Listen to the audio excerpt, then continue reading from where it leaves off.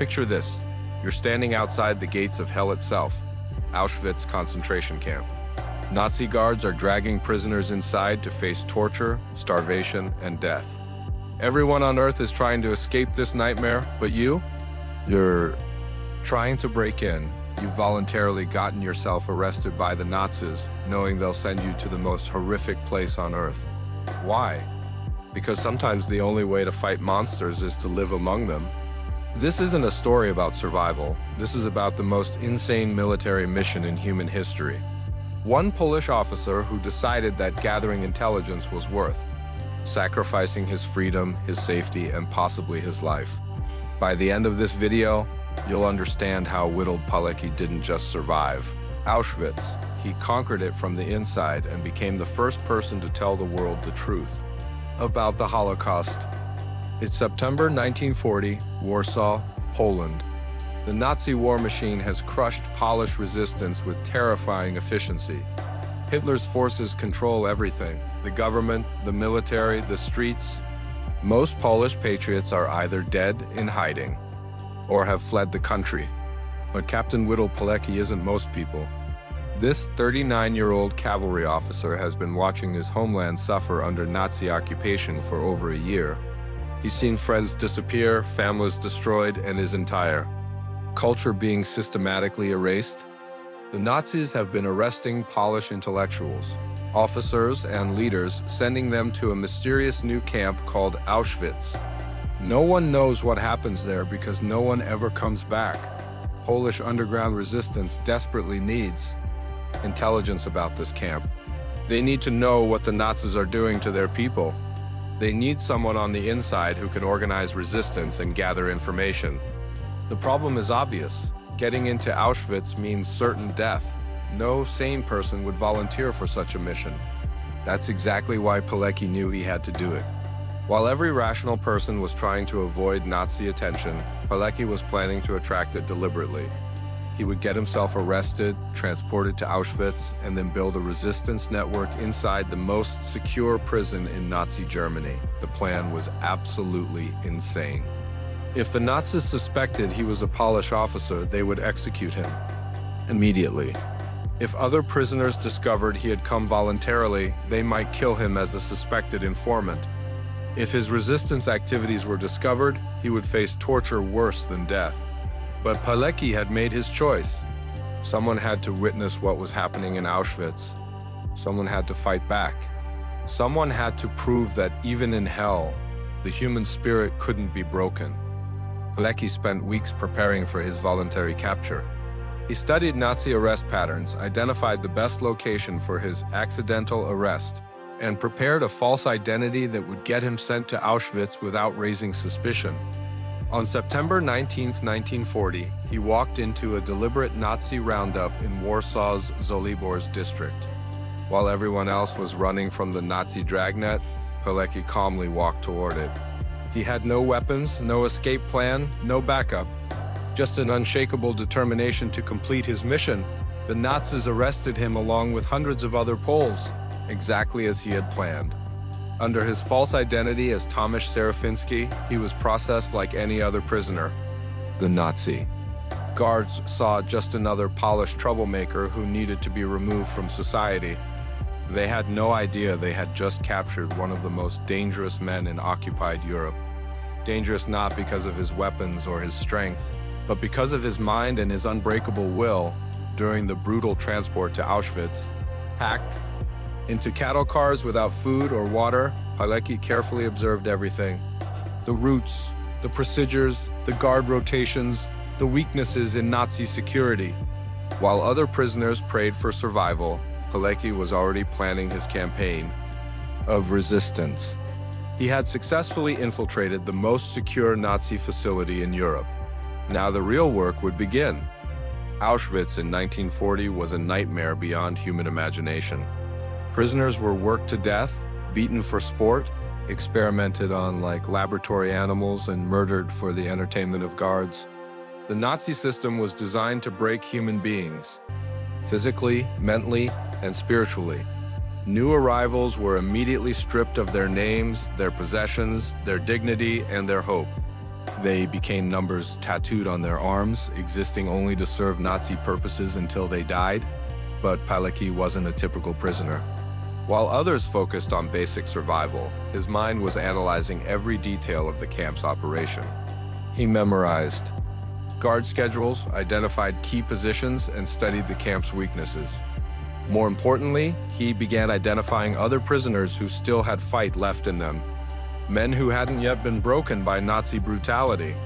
Men who could be trusted with the most dangerous secret in Auschwitz, that resistance was possible.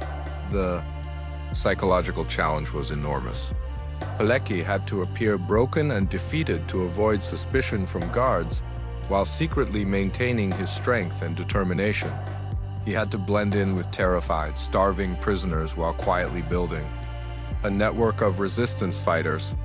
Every conversation was a risk, every trust extended could mean death. Every plan made could be discovered and lead to torture, yet slowly, carefully, methodically. Pilecki began building what would become the most sophisticated resistance network. Inside any Nazi concentration camp, he identified men from different backgrounds, soldiers, intellectuals, workers, clergy, and gradually approached them with subtle signals that he wasn't just another defeated prisoner. Pilecki understood something crucial about resistance in extreme conditions. It had to be both practical and psychological. The Nazi system worked by convincing prisoners they were powerless, that resistance was impossible, that survival depended on complete submission. Pilecki's mission was to prove that even in Auschwitz, free men could still choose to fight back. He began by establishing communication networks. Using a complex system of coded messages, hidden notes, and trusted intermediaries, Pilecki created connections between different parts of the camp. Information could flow secretly between prisoners, coordinating activities and sharing intelligence. More importantly, knowledge that resistance existed began spreading among prisoners, giving them hope that they weren't completely powerless. The psychological impact was revolutionary. When prisoners learned that someone was actively fighting back, that escape attempts were being planned, that intelligence was being gathered for the outside world, their entire mindset began to change. They started thinking like human beings again instead of just surviving animals. They began to remember that they had once been soldiers, teachers, fathers, and free men. Pilecki organized sabotage operations that were designed as much for psychological impact as practical damage. When work equipment mysteriously broke, when supplies disappeared, when communication systems failed, both prisoners and guards knew that resistance forces were active inside the camp. The Nazis had to divert resources to investigating sabotage instead of focusing entirely on extermination. While building internal resistance, Pilecki never forgot his primary mission, gathering intelligence about Nazi operations and transmitting it to the outside world. What he was discovering inside Auschwitz was almost too horrific to believe. The Nazis weren't just imprisoning Polish political prisoners, they were conducting systematic murder on an industrial scale. Pilecki witnessed the construction of gas chambers, the arrival of Jewish families from across Europe, and the Nazis' final solution being implemented with terrifying efficiency. He saw trainloads of men, women, and children arriving daily, only to be murdered within hours of their arrival. He watched Nazi doctors conducting medical experiments on living prisoners. He documented the systematic starvation, torture, and mass murder that would later be recognized as the Holocaust. The challenge was getting this information to the outside world. Pilecki had to find ways to communicate with Polish resistance forces in Warsaw without being detected by Nazi security. He developed an incredibly sophisticated system using released prisoners, cooperative guards, and secret messages hidden in supplies leaving the camp. Information was encoded, memorized, and transmitted through multiple channels to ensure it reached Polish underground leaders. By 1941, Pilecki's reports were providing the Polish government on exile and Allied forces with the first detailed intelligence about Nazi extermination camps. His messages described the scale of mass murder, the methods being used, and the urgent need for Allied intervention. He was literally the first person to tell the world the truth about what would become known as the Holocaust. As months passed, Pilecki's resistance network grew larger and more sophisticated. He had recruited hundreds of prisoners into various levels of resistance activity. Some focused on sabotage, others on intelligence gathering, still others on maintaining morale and hope among fellow prisoners. They had established communication with Polish resistance forces outside the camp and were coordinating activities with broader anti-Nazi operations. The network had successfully organized several escape attempts, some of which succeeded in getting prisoners to freedom with detailed intelligence about camp operations. They had sabotaged Nazi construction projects, disrupted camp routines, and created a sense of insecurity among guards who knew that dangerous resistance forces were operating right under their noses. But perhaps most importantly, Pilecki had proven that Nazi psychological warfare could be defeated. In a place designed to destroy human dignity and break human spirit, he had created a community of men who refused to be broken. They maintained their humanity, their hope, and their determination to fight back against evil. The Nazis began to suspect that organized resistance was operating inside Auschwitz. Security was increased, investigations were launched, and punishments became even more severe. Several of Pilecki's associates were discovered and executed. The pressure was mounting, and Pilecki realized that his mission was becoming increasingly dangerous. By 1943, Pilecki had been inside Auschwitz for nearly 3 years. His intelligence reports had provided the outside world with detailed documentation of Nazi crimes. His resistance network had grown to include nearly 1,000 prisoners across multiple sections of the camp. He had accomplished his original mission beyond anyone's wildest expectations, but Pilecki wasn't satisfied. He had developed an ambitious plan for a major uprising inside Auschwitz, coordinated with attacks by Polish resistance forces from outside. The plan required support from Allied forces, including airborne troops and weapons drops. However, the response from Allied headquarters was disappointing. They considered the plan too risky and weren't prepared to commit resources to supporting a camp uprising. Pilecki realized that he could accomplish more by escaping and personally advocating for action against Auschwitz than by remaining inside. On April 27, 1943, during a night shift at a camp bakery, Pilecki and 2 associates cut through barbed wire, overpowered guards, and escaped into the Polish countryside. The escape itself was a masterpiece of planning and execution. After nearly 3 years of studying camp security, Pilecki knew exactly when and how to break out successfully. The 3 men had prepared civilian clothes, identified safe houses, and planned routes to Warsaw. Within days, they had reached Polish resistance headquarters with the most detailed intelligence about Nazi extermination camps that anyone had ever obtained. Pilecki's escape was just the beginning of his next mission. Armed with unprecedented first-hand knowledge of Nazi genocide, he immediately began advocating for Allied action to stop the Holocaust. His detailed reports described the systematic murder of millions of people, the industrial-scale extermination process, and the urgent need for military intervention. He personally briefed Polish government officials, Allied intelligence services, and military commanders about what he had witnessed inside Auschwitz. His reports were translated into multiple languages and distributed to Allied governments, providing them with undeniable evidence of Nazi war crimes. Pilecki continued advocating for military action to destroy Auschwitz and save the remaining prisoners. He proposed detailed plans for bombing the gas chambers, attacking the camp, and evacuating survivors. His knowledge of camp layout, security procedures, and Nazi operations made him uniquely qualified to plan such operations. However, the Allied response was frustratingly slow. Despite having detailed evidence of ongoing genocide, Allied commanders prioritized other military objectives over stopping the Holocaust. Pilecki watched in anguish as months passed while thousands more people were murdered in camps he could have helped liberate. What made Pilecki's story so extraordinary wasn't just his courage or his intelligence.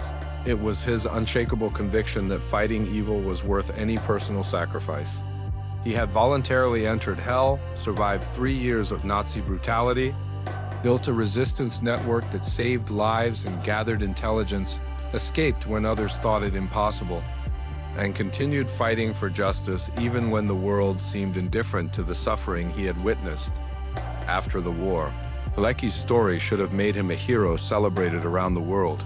Instead, he faced tragedy and betrayal.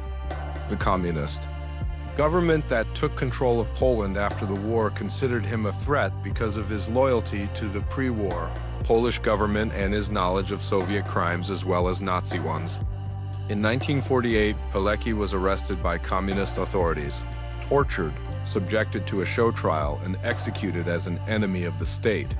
The man who had voluntarily entered Auschwitz to fight Nazis was murdered by the very people who claimed to be fighting fascism. His story was suppressed, his heroism denied, his sacrifice forgotten by official history. For decades, one of the greatest heroes of World War II remained unknown to the world. Only after the fall of communism in Poland did the world begin to learn the true story of Witold Pilecki. Historians who studied newly available documents realized they had discovered one of the most extraordinary examples of courage, intelligence, and moral conviction in human history. Pilecki had proven that even in the most evil circumstances, individual human beings could choose to fight back. He showed that intelligence and determination could overcome seemingly impossible odds. He demonstrated that moral conviction could survive even the most brutal attempts to destroy human dignity. His story teaches us that heroism isn't about being fearless. It's about being afraid, but choosing to do what's right anyway. Pilecki was terrified of what he would face in Auschwitz, but he went anyway because someone had to witness the truth and fight.